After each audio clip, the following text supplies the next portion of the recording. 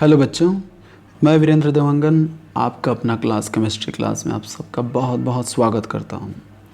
आज हम बात करने वाले हैं एक नए पॉइंट के बारे में, पाउली एक्सक्लूजन प्रिंसिपल, जिसको हम कहते हैं पाउली का अपवर्जन नियम, जो एक बहुत ही महत्वपूर्ण नियम है, बहुत ही बेसिक रूल है केमिस्ट्री का। इसलिए इसको समझना बहुत ही आवश्यक है। ये जो पूरा दिख रहा है आप लोग को, इसको आप लोग नोट्स बना लीजिए, बहुत ही इजी वे में मैंने लिख दिए हैं। ये हमेशा आप लोग को याद रहेगा और आगे बहुत ज़्यादा यूज़फुल है, क्योंकि इसके बिना केमिस्ट्री पॉसिबल नहीं है। तो यहाँ पे सबसे पहले पाउली का अपवर्जन नियम जो था उस पर हम बात करते हैं कि किसने दिया और कब दिया। तो किसने दिया? वोल्फगैंग पाउली ने दिया 1925 में। इन्होंने जो पाउली का एक्सक्लूजन प्रिंसिपल दिया, पाउली ने जो अपवर्जन नियम दिया, उसमें कुछ बातें बताई, महत्वपूर्ण बातें। कौन कौन सी थी? पहला, एक ऑर्बिटल में अधिकतम 2 इलेक्ट्रॉन होते हैं। एक ऑर्बिटल में अधिकतम, जैसे मैंने इस तरह का बॉक्स बनाया हुआ है, इसको हम क्या बोलेंगे? ऑर्बिटल बोलेंगे। एक ऑर्बिटल में मैक्सिमम कितने इलेक्ट्रॉन्स प्रेजेंस हो सकते हैं? तो 2 से ज़्यादा प्रेजेंस नहीं हो सकता। तो एक ऑर्बिटल में अधिकतम कितने इलेक्ट्रॉन हो सकते हैं? तो 2 इलेक्ट्रॉन हो सकते हैं। सेकेंड, दोनों इलेक्ट्रॉन का जो स्पिन है वो अपोजिट डायरेक्शन में होता है। दोनों इलेक्ट्रॉन्स जो रहेंगे, 2 इलेक्ट्रॉन्स जैसे इस ऑर्बिटल में, तो इन इलेक्ट्रॉन का जो रोटेशन है एक दूसरे के अपोजिट डायरेक्शन पे होगा। एक क्लॉकवाइज होगा, सेकेंड एंटी क्लॉकवाइज होगा। क्लॉकवाइज जो होगा वो प्लस हाफ से रिप्रेजेंट किया हुआ है, एंड एंटी क्लॉकवाइज जो होता है उसको माइनस हाफ से रिप्रेजेंट किया हुआ है। यहाँ पे एक का प्लस हाफ, सेकंड का माइनस हाफ, यानी एक क्लॉकवाइज सेकंड एंटी क्लॉकवाइज क्यों होता है? क्योंकि हमें पता है दोनों इलेक्ट्रॉन के पास कौन से चार्जेस होते हैं? नेगेटिव चार्जेस होते हैं। हमें ये भी पता है कि सेम चार्जेस के बीच में क्या होता है? रिपल्सन फोर्स काम करते हैं, प्रतिकर्षण बल काम करता है। यदि प्रतिकर्षण बल काम करेगा तो एनर्जी हाई हो जाएगी और इलेक्ट्रॉन क्या हो जाएंगे? वहाँ पे अनस्टेबल हो जाएंगे। जब इलेक्ट्रॉन अनस्टेबल होगा तो निश्चित रूप से जो एटम है या जो मॉलिक्यूल है वो भी क्या हो जाएंगे? अनस्टेबल हो जाएंगे। इसीलिए दोनों के बीच में क्या होना चाहिए? एक डिस्टेंस रहे। इसलिए दोनों को दोनों क्या करते हैं? एक दूसरे के अपोजिट, एक क्लॉकवाइज डायरेक्शन पे घूमता है, तो जो सेकेंड है वो क्या करेगा? एंटी क्लॉकवाइज डायरेक्शन में रोटेट करता है, ताकि दोनों के बीच दूरी बनी रहे। और दूरी होगी तो दोनों के बीच में रिपल्सन कम से कम होगा, और जब रिपल्सन कम होगा तो इलेक्ट्रॉन्स की एनर्जी भी क्या हो जाएगी? कम होगी। जब इलेक्ट्रॉन की एनर्जी कम होगी तो इनकी क्या हो जाएगी? स्टेबिलिटी बढ़ जाएगी। जब इनकी स्टेबिलिटी बढ़ेगी तो इसका मतलब ये है कि परमाणु से बनने वाला अणु भी स्थायी होगा, यौगिक भी स्थायी होगा। ठीक है, इसीलिए इलेक्ट्रॉन्स एक दूसरे के अपोजिट डायरेक्शन पे रोटेट करते हैं, सेम चार्जेस की वजह से। तो यहाँ पे दोनों इलेक्ट्रॉन का चक्रण अपोजिट डायरेक्शन में होता है। नेक्स्ट बोला गया कि दोनों इलेक्ट्रॉनों की चारों क्वांटम संख्याएं समान नहीं हो सकती। अगर दोनों का रोटेशन सेम डायरेक्शन पे होता तो चारों क्वांटम संख्याएं समान हो सकती थी, लेकिन दोनों का रोटेशन क्या है? यहाँ पे अपोजिट डायरेक्शन पे है, इसीलिए दोनों इलेक्ट्रॉन्स की चारों क्वांटम संख्याएं समान नहीं हो सकती। एग्जाम्पल लेते हैं हम लोग हीलियम का। हीलियम में कितने इलेक्ट्रॉन होते हैं? 2।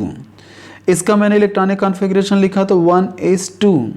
अब जो एस है उसके पास एक डिब्बा होता है, एक ऑर्बिटल, पी के पास 3, डी के पास 5, इस तरह से आगे बढ़ते चले जाएगा।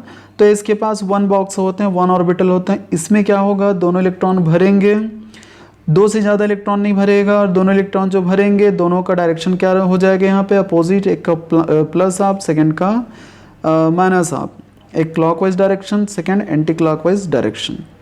अब चूंकि इनका रोटेशन अपोजिट डायरेक्शन पे, इसीलिए इनकी जो चारों क्वांटम नंबर है वो समान नहीं हो सकते। हम यदि इसका टेस्ट करें तो कर सकते हैं, जैसे कि दोनों इलेक्ट्रॉन्स का हम क्या निकालेंगे? NLMS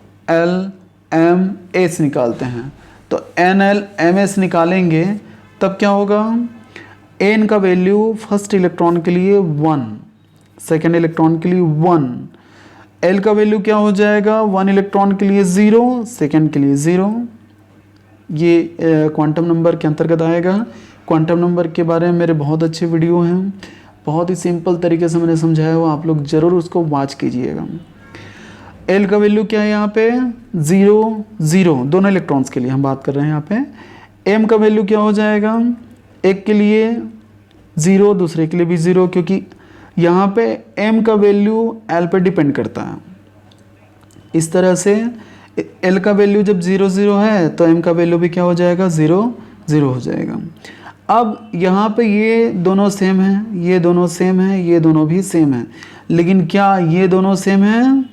नहीं, एक प्लस हाफ है और दूसरा माइनस हाफ है, यानी एक घड़ी की दिशा में घूम रहा है तो दूसरा घड़ी की विपरीत दिशा में घूम रहा है। तो इसी को बोला गया पाउली के पोर्जन नियम सिद्धांत में कि किसी भी ऑर्बिटल में यदि 2 इलेक्ट्रॉन प्रेजेंस हैं तब दोनों इलेक्ट्रॉनों की चारों क्वांटम संख्याएं जो है वो समान नहीं हो सकती। अगर 3 समान है, इक्वल है, तो जो 4th नंबर का है वो ज़रूर इनसे डिफरेंट होगा, अलग होगा, यानी दोनों समान आपस में नहीं होंगे।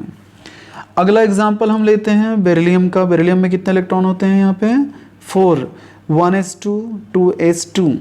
अब एस में एक ऑर्बिटल, पी में एस में एक ऑर्बिटल, 1s में, 2s में भी एक ऑर्बिटल है। इसमें 2 इलेक्ट्रॉन यहाँ पे भरा गया है, 2 इलेक्ट्रॉन यहाँ पे भरा गया है। अब एक इलेक्ट्रॉन का डायरेक्शन प्लस हाफ है, सेकंड का क्या हो जाएगा माइनस हाफ। एक इलेक्ट्रॉन का प्लस हाफ, सेकंड का क्या हो जाएगा माइनस हाफ। इस तरह से यहाँ पे इलेक्ट्रॉन भी जो है अपोजिट डायरेक्शन पे फिलअप है।